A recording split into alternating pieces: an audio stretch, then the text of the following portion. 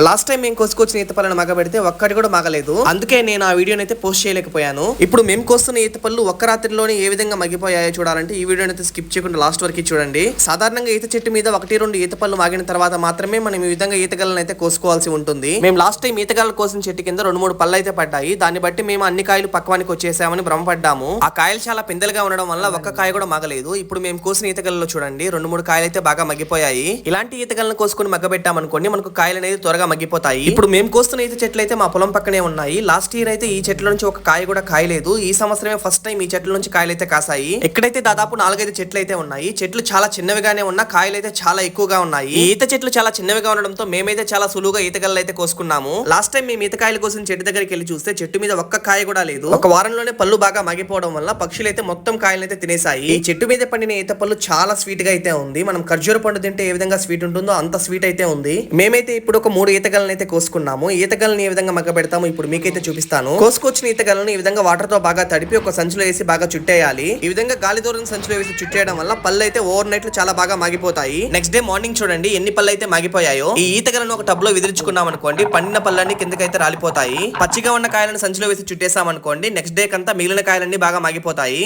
ఇప్పుడైతే చూడండి మాకైతే ఎన్ని ఈత పళ్ళు అయితే వచ్చాయో. ప్రకృతి సహజంగా పండే ఇలాంటి సీజనల్ ఫ్రూట్స్ తీసుకోవడం వల్ల హెల్త్ కి అయితే చాలా మంచిది. ఈ సీజన్ లో మీకు ఎక్కడైనా ఈత పళ్ళు దొరికితే తప్పనిసరిగా టేస్ట్ అయితే చేయండి. ఇంతకీ మీలో ఎంతమందికి ఇలాంటి ఈత పళ్ళు టేస్ట్ చేయడం ఇష్టమో కమెంట్ సెక్షన్ లో అయితే మెన్షన్ చేయండి. కంటెంట్ నచ్చే వీడియోని లైక్ చేసి ఇలాంటి మరిన్ని ఇంట్రెస్టింగ్ విలేజ్ వ్లాగ్స్ కోసం ఇన్స్టాగ్రామ్ మన ఛానల్ ని ఫాలో చేసేసేయండి. యూట్యూబ్ లో అయితే సబ్స్క్రైబ్ చేసుకోండి.